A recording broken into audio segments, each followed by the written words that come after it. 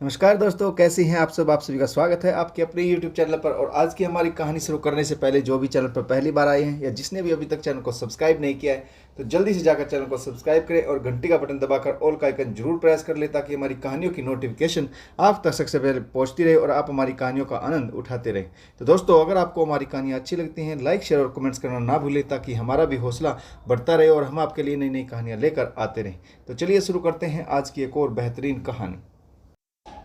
उनका दृढ़ विश्वास था कि माता पिता की सेवा स्वयं की इच्छा से होती है, यह पुत्र का कर्तव्य है। याद दिलाने की बात नहीं, पुत्र में यदि सेवा की भावना होगी तो पत्नी चाहे लाख उग्र या झगड़ालू हो, उसे हर हाल में सेवा करनी होगी। पुत्र ही यदि इसे झंझट समझे या दूर रहने की कोशिश करे तो पत्नी को क्या पड़ी है सास ससुर की सेवा करने की। सामान आंगन में आ गया था। पिताजी के इशारा करने पर रंजन भागता हुआ गया और गली के नुक्कड़ पर तिवारी जी के एसटीडी बूथ से ट्रेन के बारे में पूछताछ कर आया। ट्रेन लगभग 1.5 घंटा लेट थी, यानी 4 बजे पहुंचेगी। चलने के लिए तैयार खड़े दादा दादी जी को सहारा देकर पिता ने वहीं पीछे खाट पर बैठाया और स्वयं खंबे के सहारे सिर झुकाकर बैठ गई। रंजन दूसरे कोने में गुफ्तगू कर रहे रेवती टिंकू के पास आया। रंजन के बैठते ही रेवती ने कुड़कर कहा, ट्रेन को भी आज ही लेट होना था। छोड़ रही, अब जा तो रहे ही हैं, 1-1.5 घंटा और सही। अच्छा है बाबा, पिंड छूटा, अब 4-6 माह क्या आएंगे। मगर माँ तो बोल रही थी कि रिंकू रहस्यमय ढंग से फुसफुसाया। दादाजी दादी जी अब वहीं रहेंगे, ताऊजी के पास। रेवती को सहसा विश्वास ही नहीं हुआ। अविश्वास से उसे देखती रही। कसम से मैं खिड़की की ओट में खड़ा था। उसने गले पर हाथ रखा। अभी सुबह ही पिता से बोल रही थी कि पिता कमरे में अपना बैग जमा रहे थे। माँ कपड़े तय कर उन्हें देती जा रही थी। बैग जमाते हुए पिताजी ने माँ से कहा, अब देखो भाभी जी कितने दिन रखती उन्हें। कितने कितने दिनों नहीं। माँ एकदम उखड़ गई। उनसे स्पष्ट कह देना, आखिर वे भी उनके बेटे बहू हैं, उन्हें भी तो सेवा करनी चाहिए इनकी। मेरी बात सुनो पारो, मैं कुछ नहीं सुनना चाहती। कब तक हम ही सारा खर्चा वहन करते रहेंगे? क्या उनकी कोई जिम्मेदारी नहीं है? भगवान का दिया सब कुछ है उनके पास, फिर संभालते क्यों नहीं अपने माता पिता को? तुम्हारा कहना सही है पारो। पिता ने निरीही नज़रों से माँ को देखा। भाभी जी इस बात को समझती ही नहीं, फिर मैं कैसे समझ जाती हूँ? तमाक कर माँ ने बात काट दी। पिता ने विवशता से नैन झुका लिए। माँ भिन भिना कर कमरे से बाहर निकल गई। यह सुनकर रंजन रेवती के मुख खुले के खुले रह गए। कुछ क्षणों तक उनके बीच मौन छा गया। रेवती ने लेश मात्र भी विश्वास नहीं था कि ताई जी 1.5-2 माह से अधिक दोनों को रखेगी। पिछली बार जब वो गए थे, शायद 6 या 7 वर्ष पूर्व, तब 2 ही माह में वापस भेज दिया था। अब जब मालूम पड़ेगा कि हमेशा के वास्ते आए हैं तो। रेवती ने चोर नज़रों से पिता को देखा। पिता सिर झुकाए किसी गहन चिंता में लीन थे। उनके मन में मच रहे तूफान को रेवती भली भांति महसूस कर रही थी। एक वे ही तो हैं जो दादा दादी को ताऊजी के यहाँ नहीं भेजना चाहते, मगर यह चारों, माँ, रेवती, रंजन, टिंकू भी क्या करें? घर के हालात ने तो इन चारों को ऐसा सोचने के लिए विवश कर दिया। पिता की सैलरी इतनी नहीं थी कि सबका गुजारा आराम से हो जाता। आधी सैलरी तो दादा दादी की बीमारी, दवा, डॉक्टर में खर्च हो जाती। शेष में घर खर्च चलाना भी मुश्किल हो जाता है। बच्चों की अधिकांश फरमाइशें अधूरी ही रह जाती, मगर पढ़ाई के खर्चों में से वो कैसे कटौती कर सकते थे? फीस भी भरना जरूरी, कॉपी किताबें लाना भी जरूरी। रंजन कंप्यूटर कोर्स करना चाहता है, रेवती सिलाई। 2-2.5 वर्ष की परिश्रम के बाद दोनों घर को सहारा देने लायक हो जाते, मगर काफ़ी खींचतान करने के बावजूद महीने के आखिर में कुछ भी नहीं बच पाता। ऐसे में इन क्लासों के लिए फीस के पैसे कहाँ से आते? धीरे धीरे उनके दिलों में यह धारणा घर करने लगी कि यदि ताऊजी दादा दादी को अपने पास बुला ले तो खर्चों में कितनी बचत हो जाया करे। वे पिता को समझाने का यत्न करते, ताऊजी के पास इतना पैसा है, अच्छी खासी नौकरी, फ्री मेडिकल सुविधा, नौकर चाकर सब तो हैं, दादा दादी वहाँ आराम से रहेंगे। तुम्हारा कहना सही है बेटा। पिता सहमत होते हुए भी विवशता जतलाते, मगर बिना बुलाए कैसे भेज दें? हद है। बेटे के पास जाने के लिए भी आमंत्रण की आवश्यकता है बेटा। तुम्हारी ताई जी का जो स्वभाव है, फिर आप ताऊजी से क्यों नहीं कहते कि वे ताईजी को समझाए? समझाना ताईजी को नहीं, ताऊजी को है। तीनों को पिता की फिलॉसफी कुछ समझ में न आती। पिता हंसकर चुप हो जाते। उनका दृढ़ विश्वास था कि माता पिता की सेवा स्वयं की इच्छा शक्ति से होती। यह पुत्र का कर्तव्य है, याद दिलाने की बात नहीं। पुत्र में यदि सेवा की भावना होगी तो पत्नी चाहे लाख उग्र या झगड़ालू हो, उसे हर हाल में सेवा करनी होगी। पुत्र ही इसे झंझट समझे या दूर रहने की कोशिश करे तो पत्नी को क्या पड़ी है जो वो सास ससुर की सेवा करेगी। पिता अभी भी ना भेजते, मगर पिछले दिनों दादाजी चलते चलते कई बार गिर पड़े। उनका मोतियाबिंद पक गया था। घुटनों का दर्द भी ज़्यादा परेशान करने लगा था। दादाजी का मोतियाबिंद भी धीरे धीरे पक रहा था। डॉक्टर के अनुसार दोनों का जल्दी ऑपरेशन करना अब अत्यंत जरूरी हो गया था। इधर रेवती भी बड़ी होती जा रही थी। 2-3 वर्ष बाद ब्याह के लायक हो जाएगी। घर में जो खर्चे लगे थे उनके हिसाब से तो उनकी शादी के वास्ते 5,000 रुपये जमा करना भी मुश्किल था। उस पर इन दोनों ऑपरेशनों के खर्च कहाँ से करेंगे? ये सोच सोच कर रात रात भर नींद नहीं आती। चिंता के कारण करवटें बदलते या उठकर भगवान के सम्मुख ध्यान लगाकर बैठ जाते। माँ बेचारी परेशान हो जाती, उन्हें हिम्मत बंधाने की भरसक कोशिश करती, मगर कब तक? क्या शब्दों की जुगाली से पैसों का इंतजाम हो जाता, कष्ट दूर हो जाते? आखिर हार कर पिताजी ने दादाजी और दादी जी को ताऊजी के पास भेजने का निर्णय कर लिया। 3:30 बज गए। गाड़ी का समय हो गया था। जाने के लिए पिताजी उठ खड़े हुए। सहारा देकर उन्होंने दादाजी को उठाया। दादाजी का चेहरा एकदम विवर्ण हो गया था। उनके जोरदार चेहरे पर दर्द की असंख्य लकीरें उभर आई। किसी बूचड़ खाने में उन्हें धकेला जा रहा हो, ऐसी दहशत छा गई उनकी मोतियाबिंद आंखों में। रेवती का हृदय तड़प उठा। दादाजी के मन की पीड़ा को वह अच्छी तरह समझ रही थी। ताई जी उनके संग कैसा व्यवहार करेंगी, इसकी कल्पना मात्र से ही वे निढाल हुए जा रहे थे। पिछली बार का कटु अनुभव भुला नहीं पा रहे थे। तब वहां पहुंचने पर शुरुआती 4-6 दिनों तक बहू अच्छी रही थी। नौकर भी दोनों का सम्मान करते थे। उनके मालिक के माता पिता हैं, यही सोचकर दौड़ दौड़ कर उनका काम किया करते थे। मगर बाद में जब देखा मालकिन को स्वयं ही फिक्र नहीं है, उल्टे चिढ़ती है उनके नाम से, तो नौकरों ने भी सम्मान देना छोड़ दिया। सच भी है, नौकर अपनी मालकिन के रुख के अनुसार ही व्यवहार करेंगे। वे क्यों अपनी नौकरी खतरे में डालते? दादाजी आवाज़ लगाते रहते, पर वे अनसुना कर कहीं खिसक जाते। एक गिलास पानी के लिए भी दादाजी को उनकी गुहार करनी पड़ती। दादी जी भारी हृदय से सब देखती रहती। घर में सभी तरह के फल आते थे, फ्रिज भरा रहता। नौकर चोरी छिपे खा लेते, मगर ताई जी दोनों को कभी पूछती तक नहीं थी। वह जिस तरह तरसा तरसा कर उन दोनों को रख रही थी, उसे देखकर दादी जी का हृदय अंदर तक विदीर्ण हो जाता।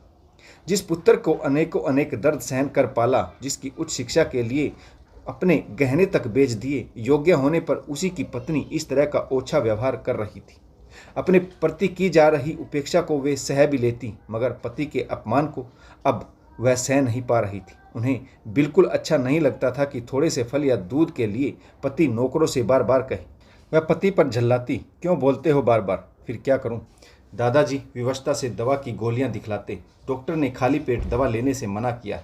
गांव में तो जरूरत ही नहीं पड़ती थी बोलने की, पार्वती स्वयं ही सब।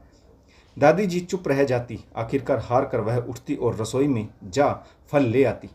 फ्रिज खोलते समय ही उनका हृदय अपराध बोध से भर जाता। ऐसा लगता मानो वह चोरी कर रही हो। मगर उस दिन तो हद ही हो गई। यूं ताई जी दादाजी के लिए जब भी दूध भेजती, पानी मिलाकर देती थी। पहली बार दादी जी को मलाई जमी हुई नजर आई। दादी जी का माथा ठनका। आज बहुरानी इतनी दयालु कैसे हो गई? कुछ सोच उन्होंने दादाजी को गिलास ढक कर रख देने को कहा और स्वयं दबे कदमों से चलते हुए रसोई के पास जा उधर की टोह लेने लगी। ताई जी धीमे स्वर में मुंह लगे नौकर को गुड़क रही थी। टॉमी अंदर कैसे घुस गया? पता नहीं मैडम, उधर से माली गया था बगीचे में, उसी ने जाली वाला दरवाज़ा। जरा भी ध्यान नहीं रखते हो तुम लोग। ताई जी फुफकारी, अब एक काम करना, बाकी दूध का दही जमा देना, दोपहर में उसी की लस्सी बना देंगे दोनों के लिए। दादी जी ने सुना तो वह सन रह गई। काटो तो खून नहीं, यह आदर है हमारा। पेट काट कर यह आदर है हमारा। पेट काट काट कर जिस लड़के को इतना पढ़ाया लिखाया, सम्मानजनक पद के लायक बनाया, उसी की पत्नी ऐसा बर्ताव कर रही। अपमान से उनका तन मन सुलग उठा। छोटी बहू पार्वती दूध में मक्खी गिर जाने मात्र पर वह दूध नहीं देती, और यह बड़े घर की बेटी कुत्ते का मुंह मारा हुआ दूध, छी। क्रोध से भभकती हुई वे कमरे में आई और दादाजी के हाथ से गिलास छीन लिया। अब जाने दो सुमेर की माँ। दादाजी ने उन्हें शांत करने का प्रयत्न किया। हम स्वयं नाली में फेंक देते हैं। नहीं। अपमान से उनकी आवाज़ दहक रही थी। फिर उस काली दिल वाली को महसूस कैसे होगा? उसे भी तो पता चलना चाहिए कि हमें उसकी काली करतूतों का पता चल गया है। दादाजी समझाते रहे, ईश्वर का वास्ता देते रहे, मगर पति अपमान से विदग्ध दादी जी ने एक न सुनी। गिलास लेकर धम धम करती हुई रसोई में गई। उनकी चढ़ी मुख मुद्रा और हाथ में दूध का गिलास देखते ही श्याम लवणीय ताई जी का चेहरा पूर्ण श्यामली हो गया। दादी जी ने किसी तरह स्वयं को संयत करते हुए उन्हें तीखी नज़रों से घूरा। बड़ी बहू, इनका पेट ठीक नहीं है, दूध नहीं लेंगे, बाकी दूध में मिला लो। अरे अरे, यह क्या कर रही हो? ताई जी सक पकाई। यह शक्कर वाला है, फिर सागर को दे देती हूँ। ले बेटा। वहाँ से निकल रहे पोते की ओर दादी जी ने गिलास बढ़ाया। सागर अभी नहीं लेगा। ताई जी बौखला कर आगे बढ़ी। क्यों? वह बाद में लेगा। बाद में क्यों? अभी क्यों नहीं? दादी जी का सब्र थोड़ा उग्र हो गया। कहा ना, साफ साफ क्यों नहीं कहती? दादी जी पहली बार सांस के तेवर से दहाड़ी। यह कुत्ते का मुंह मारा हुआ दूध है। ताई जी का चेहरा तवे सा काला हो गया। दादी जी अंगारे सी लाल हो गई। यदि हमारी जगह तुम्हारे माँ बाप होते तो क्या तुम यही करती? आप मुझ पर अनाप शनाप आरोप लगा रही हो। फिर तुम स्वयं पी लो। लो लो। क्रोधित दादी जी ने गिलास उनके होठों से लगा दिया। ताई जी ने पूरी ताकत से गिलास को हाथ मारकर दूर फेंक दिया। गिलास सामने दीवार पर जा टकराया। पूरी रसोई में दूध बिखर गया। इसी के साथ सास व बहू में वाक युद्ध आरंभ हो गया। आज 8-10 मिनट तक यह संग्राम चलता रहा। ताई जी पैर पटकती हुई अपने कमरे में चली गई और जोर से अपना दरवाज़ा बंद कर लिया। बंद करके उसे को भवन में बदल दिया। वह बड़बड़ाई जा रही थी। मेरे ही घर में मेरे आकर मेरा ही अपमान कर रही, समझती क्या है अपने आप को? उसने तमतमाते हुए ताऊ जी को उनके ऑफिस में फ़ोन लगाया। थोड़ी ही देर बाद ताऊ जी दुम हिलाते भागते भागते आए। आते ही पहले ताई जी के कमरे में घुस गए। दोनों में आधा घंटे तक तू मैं होती रही। फिर दोनों दादा दादी जी के कमरे में आई। शायद ताई जी अंदर नहीं गई, बाहर खड़ी रही। ताऊ जी धीर गंभीर मुद्रा में अंदर दाखिल हुए। दादी जी भरी बैठी थी। आखिर इतने बड़े अफसर की माँ है, उनकी जन्मदात्री, उनका पालन पोषण करके इस लायक बनाने वाली माँ के अपमान को भला कौन बेटा सहन कर सकता है? पूर्ण आत्मविश्वास से दादी ने शिकायती भाव से कहा, बेटा शुगन, आज तेरी घरवाली ने।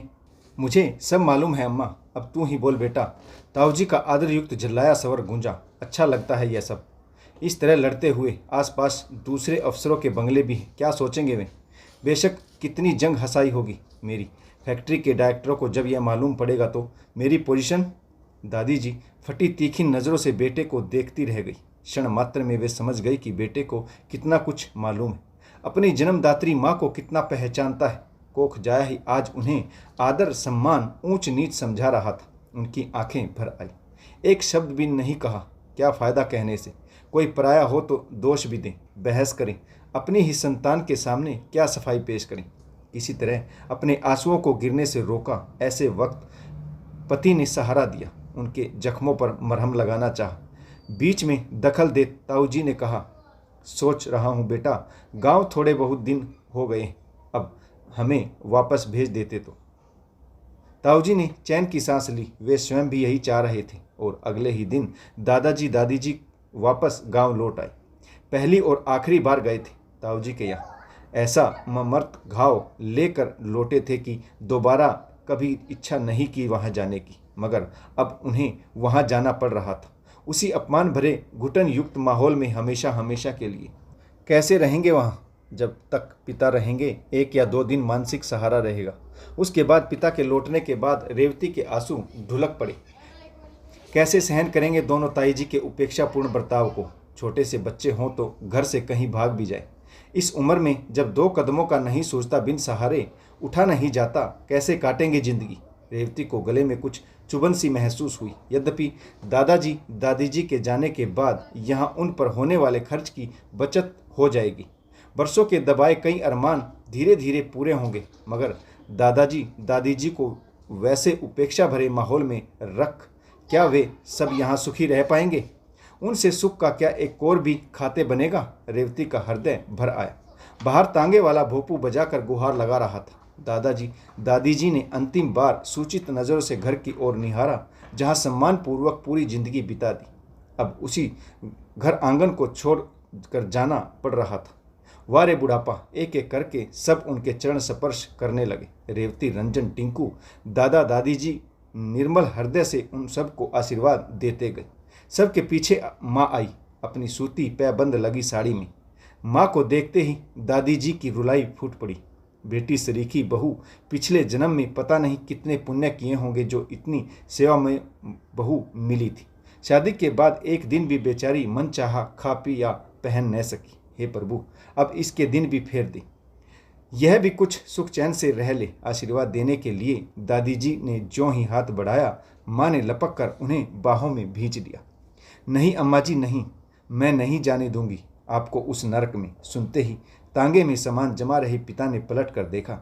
माँ दादी जी को बाहों में भरकर झूमे जा रही थी। पिता की आंखों में हठात गंगा यमुना बह रही थी। रेवती, रंजन, टिंकू की आंखों से भी बादल बरस पड़े। सामने मंदिर में पंडित जी सहसवर गा रहे थे। आव नहीं आदर नहीं, नैनन स्नेह, तुलसी तहाँ न जाइए, कंचन बरसे मेह।